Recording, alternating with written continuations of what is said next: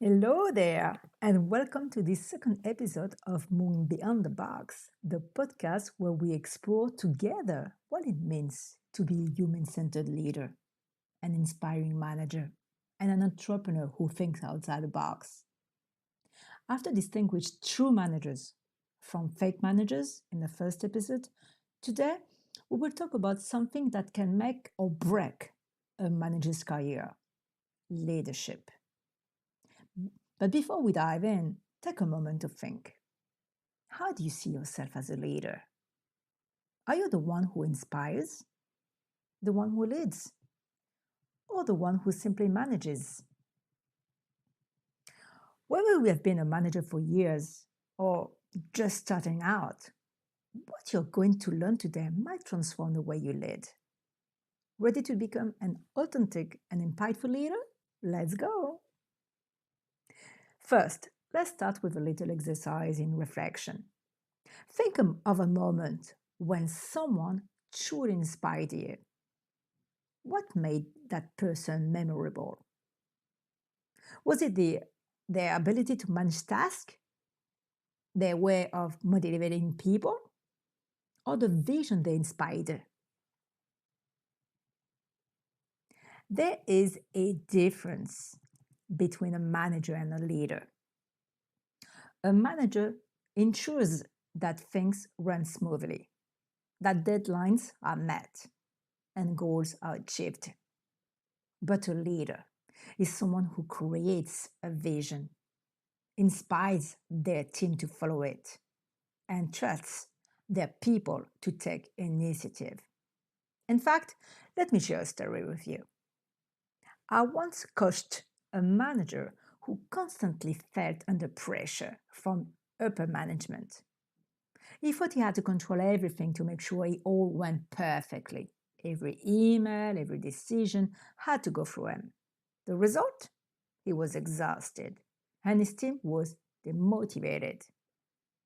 But when he started to delegate and trust his team members, everything changed.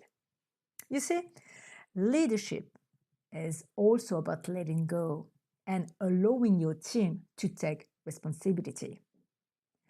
This is one of the key points I shared in my blog article, Management Stop the Bad Habits, where I gave 11 tips for transitioning from being a boss to being a leader. I'm going to insert the link in the post description below. This is why, as I mentioned in the first podcast episode, it all starts with you. By managing yourself well, your attention, your intention, your thoughts, your beliefs, you're better able to manage others effectively. So, how do you position yourself with your team? Are you always waiting for the top management instructions? Or do you take the initiative to anticipate needs and propose new ideas? There are as many leadership styles as there are personalities. Which one do you tend to use the most? In my experience as a team leader and coach to leaders and business executives and managers, I have observed 6 main leadership styles that influence how a leader interacts with their team.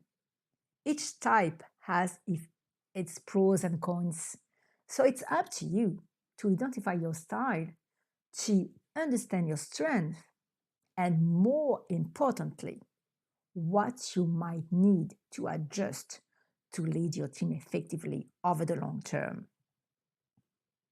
The first leadership style is the directive leader. In times of crisis, this style can work because this manager knows how to make quick decisions and give clear orders to a passive team that doesn't know what to do in the middle of the storm. But be careful. If you control without clarifying the company's vision, you risk stifling your team's motivation, creativity, and autonomy. The tip here, if you are a directive leader, is to try asking questions in your meetings instead, and see how it goes with the dynamic of your team. The second leadership that I observe is the pace-setting leader. Maybe you are the type of leader who leads by example, works hard, and hopes others will follow. This is great style for achieving quick results, but be careful. Not everyone has the same results as you, and some may feel overwhelmed. I encourage you this week to ask yourself, when have you noticed that your expectations were not realistic for your team? Instead of imposing your way of doing things, why not give them the space to find their own ways to reach the common goal? The third leadership type is the visionary leader. This leader is charismatic, easily unites their team, and gives meaning to the work, guiding them toward a shared goal. With my intuitive and visionary skills, I've seen this approach succeed when I led change initiatives in global companies. However, visionary leadership has its limits too. A good leader also needs to keep sight of daily realities. Balancing an ambitious vision with the team's capacity to take practical actions is what transforms big ideas into real success. The fourth leadership style is the collaborative leader. By focusing on listening, your management style fosters support and reduces conflicts within your team. This style breeds strong team cohesion and motivates real engagement. Yet, be aware that this leadership can become less stimulating over time, especially if you are surrounded by neurodivergent people, often referred to as high potentials, who get bored quickly. This style of leadership can also lack clear direction if it's not well balanced. While this participative leadership stabilizes the group by syncing diverse and specific opinions to create team synergy, which is great, as it stimulates collective intelligence. Be cautious with this approach during a crisis when quick answers are needed in the middle of a storm. The fifth leadership style that I noticed is the delegative leader. This leader trusts their team and gives them freedom. It's ideal for mature teams, but it can lead to a lack of direction if expectations are not clear. The practical tip here is to try implementing a regular reporting system where each team member provides you with updates on their progress. This will help you stay informed while giving them the autonomy they need. I remember a hotel manager I worked with. Initially, his team was thrilled with the freedom he gave them. Everyone was doing their own thing, but it quickly spiraled out of control.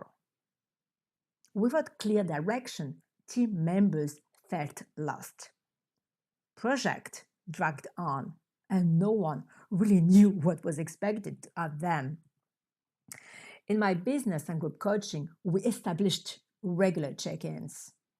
This restored clarity while maintaining the autonomy that motivated them. You see, finding a good balance is the key. Have you ever encountered a situation where you needed to strike that balance between delegation and supervision? The final leadership style that I watched is the coaching leader. Maybe you're the type of leader who invests time in developing each of your team members, coaching them to thrive and give them the best. But sometimes this guidance can be too much for those who have already spread their wings. Ask yourself, Do some members of your team need more autonomy? Trust them, and you might be surprised by results. As you know, I advocate for autonomy in my coaching, and here I specialize in invite you as a leader member not to stay in the box, but think and act outside the box to constantly adjust your leadership according to the evolution of your business and your team. What makes a good leader is the ability to adapt their leadership style to meet the needs of the team and the situation. A good manager doesn't stick to just one way of operating. Flexibility and adaptability are the real keys to real success. Imagine you're going through a tough time in your business. Maybe a temporary directive approach will be useful to keep things on track. But once the situation stabilizes, shifting back to a more collaborative style could re-engage and boost your team morale.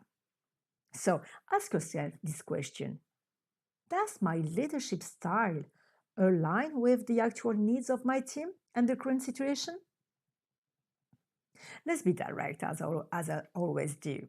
Like me, having 2 MBAs and over 30 years of managerial experience doesn't automatically make you a true manager, especially if you have unconscious blockage. Leadership is about mindset, not just skills. Fear of failure, the need for recognition, perfectionism, or distrust, like one of my clients who believes more people are lazy, can negatively affect your performance and that of your team. For instance, I worked with a manager who feared delegating due to past betrayals. By working together on this, he regained trust in his team and could focus on more strategic tasks. We all have limiting beliefs and wounds that hold us back in life. But for some, these barriers hinder their full potential as leaders. Together, we can remove these blocks so that you can become the leader you aspire to be, an aligned, independent leader capable of inspiring your teams. So if you're interested, please contact me and we discuss how I can support you. You see, becoming an aligned leader doesn't happen overnight. It's a journey where you overcome your fears, constantly adapt, and learn to lead with flexibility and authenticity. Every little adjustment in your management style can make a big difference for you and your team. So I invite you to take a moment to reflect on all of this. What is your leadership style today? Think about one small change you could make this week in your leadership approach. What adjustment could you make right now to make your management even more impactful? Thank you for tuning in to this episode of Leadership. Remember that the key to good management is adaptation and the ability to grow with your team. I do hope this episode has provided you with concrete ideas to refine your style without getting stuck in one type of leadership. Of course, if you enjoyed this audio, don't forget to like it, share it, and most importantly, subscribe so you don't miss any future content. See you soon for another audio from the podcast Move Beyond the Box.